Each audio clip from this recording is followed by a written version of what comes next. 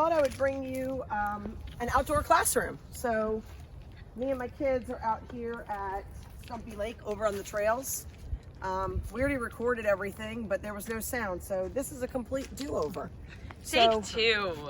We're gonna take you and show you some of the things you need to know about water pollution. So come on this journey with us in case you're stuck inside. It's beautiful out.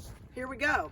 Okay, so figure we'll get started while we're walking towards the water. As we talk about water pollution, very similar to air pollution in terms of point and non-point sources. So non-point, of course, would be from a large or broad area where we can't literally point to it. So things like urban runoff, fertilizer runoff, and we'll see how that plays out. So we want to keep that runoff from going in our water. And we can do that with buffers, and we'll try to find a buffer zone, a riparian buffer, to show you some of that vegetation.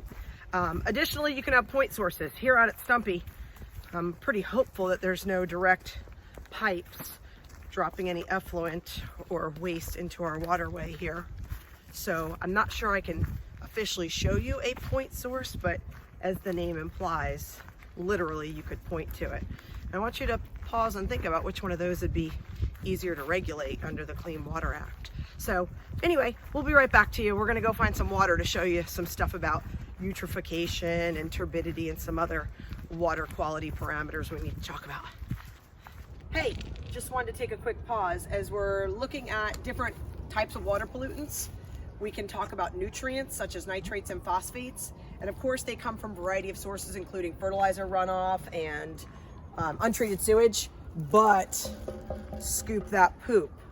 We certainly don't want any of that going into our waterways because that could lead to some detrimental problems. Let's go check out and see if we can find some algal blooms. Hello to the APE students. We are on the way to the algal blooms, and this is a prime example of how to social distance while getting your nature dose with Corona in the air.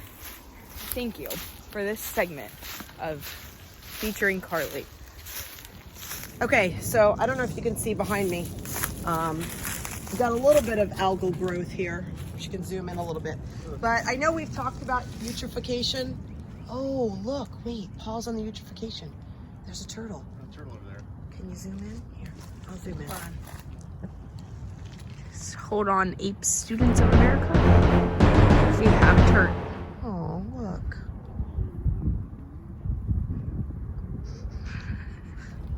Okay, he's pretty chill.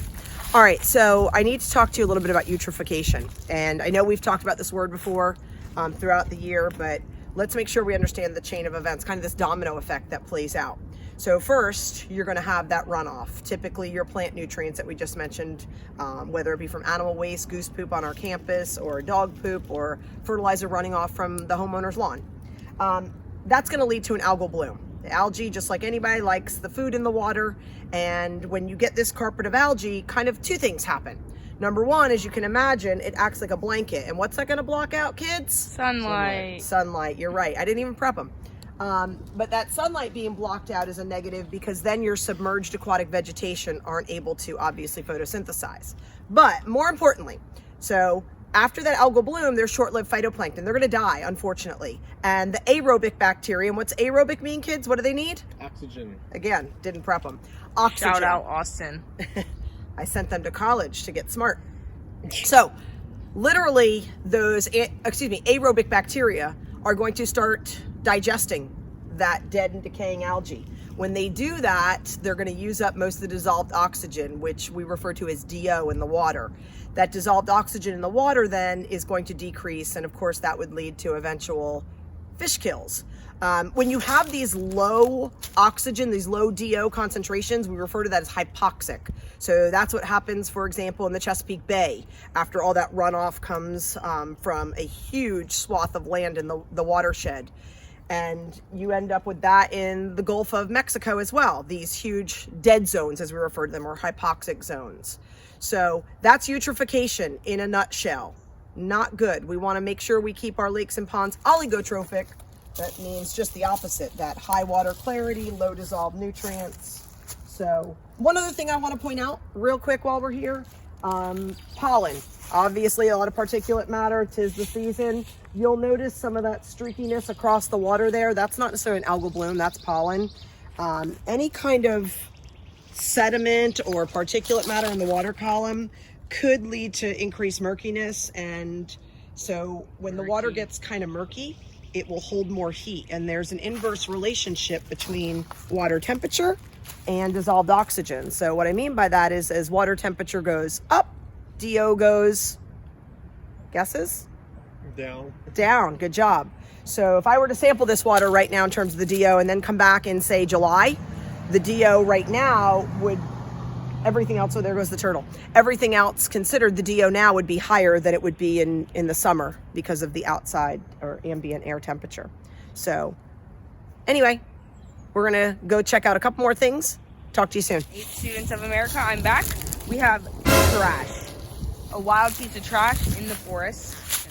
Hey, just wanted to show you real quick when we talk about trying to decrease urban runoff, what you kind of see behind me is kind of this vegetative buffer along the body of water, and anything that does run off, I don't know if you can quite tell, obviously, the land slopes down. So if there's a parking lot up here, anything that runs off that parking lot could come down and could potentially go right into our waterway. But with this buffer zone here, a lot of that's going to get absorbed into the soil. So this is a good thing and a way to help reduce some pollution in our waterways. All right, we're gonna go make another stop. I'm back. Here we are with protecting our waterways and wildlife. Hey, as we talk about water pollution, some of the obvious ones that we all think of when we think of water pollution, trash, litter. And certainly we don't want to have any litter, abandoned fishing lines, nets, plastic six-pack rings. All of that litter that originates on land and ends up in our waterways can lead to entanglement. It can get ingested and cause intestinal blockages. Certainly it's unsightly. But of course, then there's these things you can't see in the water too.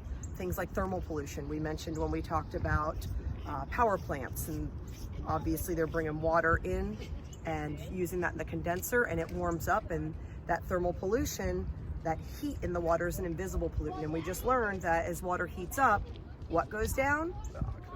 The oxygen levels, right, that DO. So we don't want that heat in the water. So when we talk about water pollutions, you've got plant nutrients, and that's your eutrophication issues. We've got metals that could end up in the water, cadmium, arsenic, lead, and mercury. We've got trash. We've got all kinds of sediment, and that could come from a gravel road. It could come from a construction site. And again, that sediment in the water, like we mentioned earlier, would lead to increased turbidity. That's just those suspended solids in the water. And of course, warmer water doesn't hold as much oxygen again. So the reality is we need to try and keep our waterways clean and protected. And that's part of what the Clean Water Act is all about, protecting our nation's surface waters, the physical, biological, and chemical integrity of our nation's surface waters. So anyway, hope you enjoyed our little outdoor classroom this morning or afternoon or whenever you seem to watch this. I miss you guys back at Lansdowne. I hope you're still chugging along, and I'll talk to you soon. Don't know if I can go find a landfill, but I'll try to get us live from Mount Trashmore and do our yeah, maybe landfill, but we'll be talking about land or terrestrial pollution next. Until next time, it's Mrs. D live from Stumpy Lake. Say goodbye, kids. God. Bye. Bye, Ape students. Thanks.